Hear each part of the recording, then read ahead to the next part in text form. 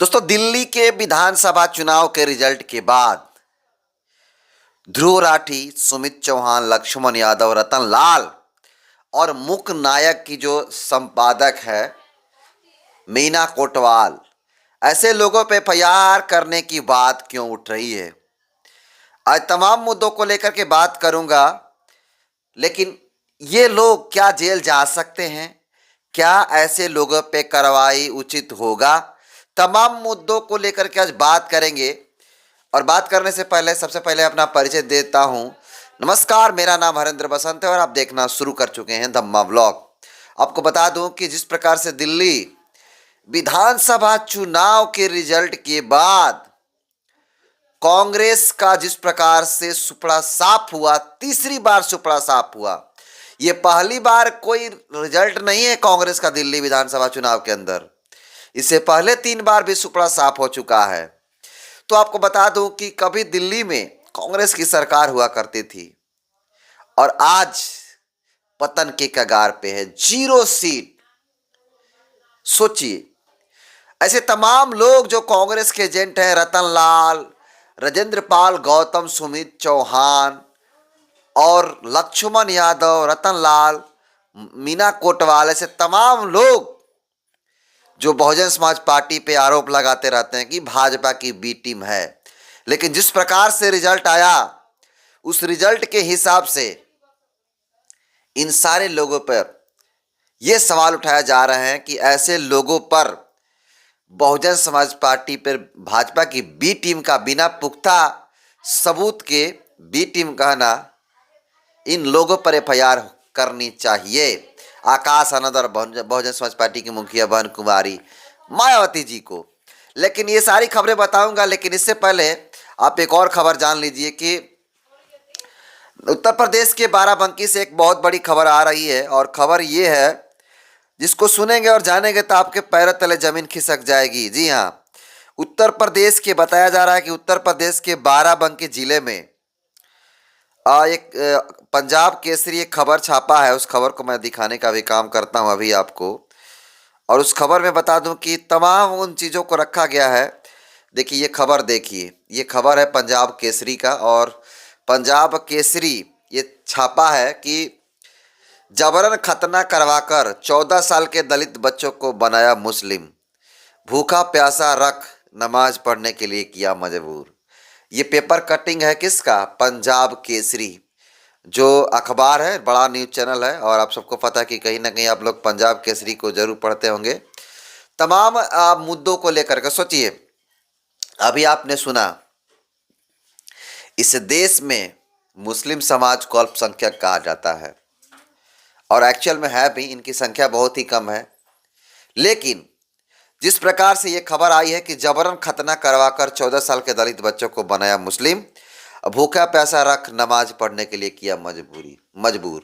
सोचिए, ये जिस प्रकार से घटना घटी है, इस घटना को लेकर के सोचिए, मुस्लिम समाज और दलित समाज का कहा जाता है कि गठबंधन होनी चाहिए।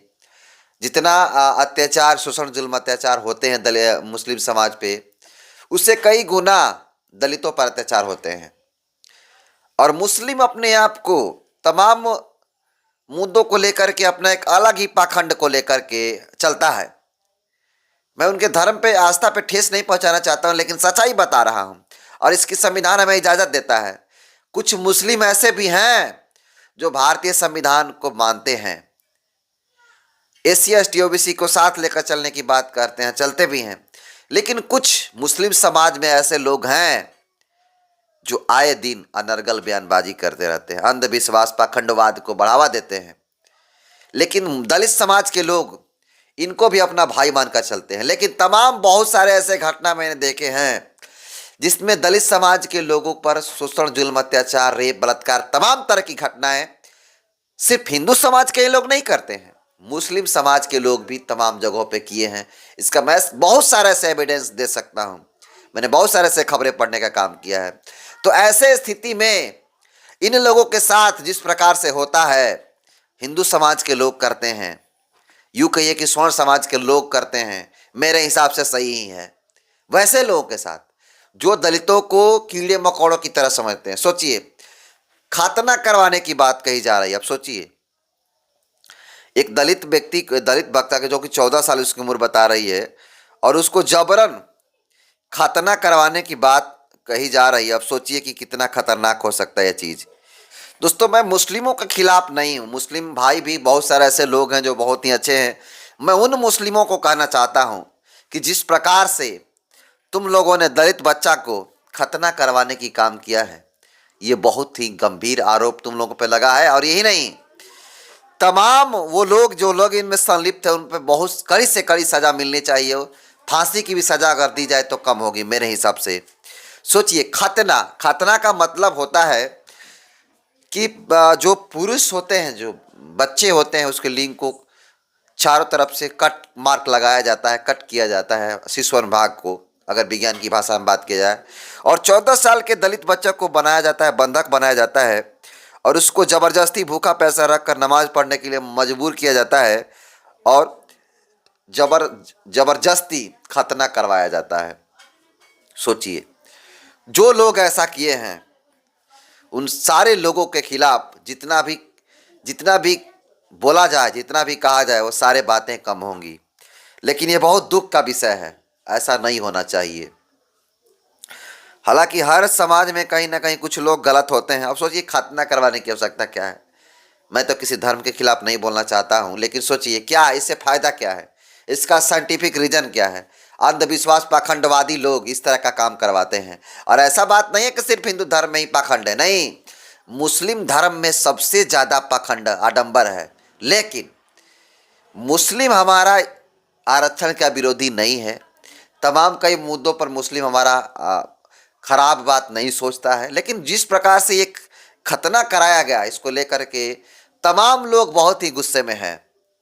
बाकी आप इसको कैसे देखते हैं, कमेंट कर जरूर बताइएगा। दूसरी खबर ये है कि जिस प्रकार से दिल्ली विधानसभा का चुनाव का जो रिजल्ट आया, उस रिजल्ट आने के बाद तमाम लोग कांग्रेस को, जिस प्रकार से कांग्रेस का रिजल्ट आया, 0 पे आउट हो गई, और बहुजन समाज पार्टी का भी वही हाल हुआ। तो ऐसे में सवाल उठाया जा रहा है कि क्या कांग्रेस भी भारतीय जनता पार्टी की बी टीम है? ऐसे में सवाल उठाया जा रहा है, और तमाम लोग ये सवाल पूछने का काम कर रहे हैं कि भाई अब कहाँ गए तुम लोग?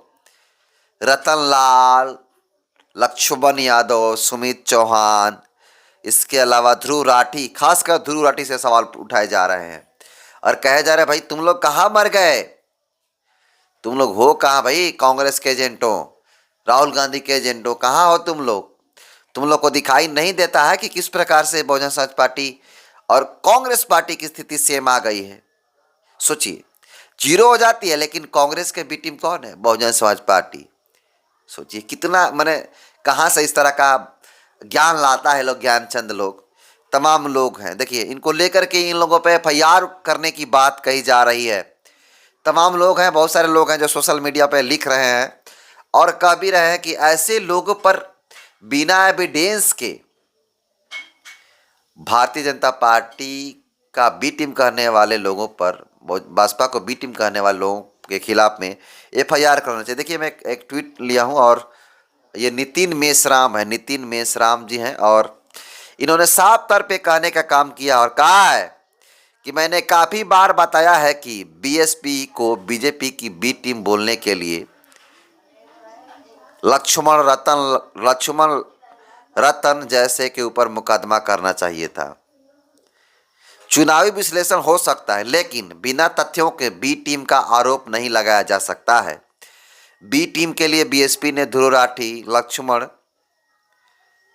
रतन, सुमित, सपा, कांग्रेस पार्टी के पदाधिकारी इत्यादि जैसे के खिलाफ मुकदमा करना चाहिए।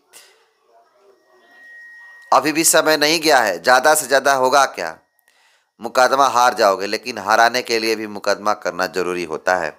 तो ये नितिन मेश्राम ने साफ तौर पे ये बात कहने की कोशिश की है और कहा है कि रतन लाल, ध्रुव राठी, सुमित चौहान, सपा के जो आईटी सेल है, कांग्रेस के जो आईटी सेल है, ऐसे लोगों के खिलाफ में एफआईआर करनी जरूरी है। और ये देखिए, यही नहीं, और इनका जो सवाल है आकाश आनंद और बहुजन समाज पार्टी के मुखिया बहन कुमारी मायावती जी से भी, कि ऐसे लोगों के खिलाफ क्यों नहीं एफआईआर करवाए आप लोग, किस आधार पे, किस बेस पे ये लोग इस प्रकार से प्रोपेगेंडा फैला के रखे हैं कि भाजपा की बी टीम है बहुजन समाज पार्टी। इतना ही नहीं, तमाम लोग बहुत सारे बातें कर रहे हैं, इसको दिखाने की मैं कोशिश करता हूं आपको। बहुत सारे चीज़ें हैं, देखिए तमाम लोग हैं। एक और ट्वीट पे लेता हूं मैं। इसमें कहा गया कि सत्येंद्र प्रताप सिंह हैं और ये रिप्लाई में लिख रहे हैं, महोदय कोशिश तो करे पार्टी तभी तो कुछ होगा, हार जीत तो बाद की बात है। रतनलाल, ध्रुव राठी, उदित राज, लक्ष्मण यादव, सुमित चौहान द मुक नायक, इन्हें तो बिल्कुल नहीं छोड़ना चाहिए। ऐसे लोगों पर सख्त से सख्त एफआईआर करके जेल भेजवाने की मांग जो है उठाई जा रही है।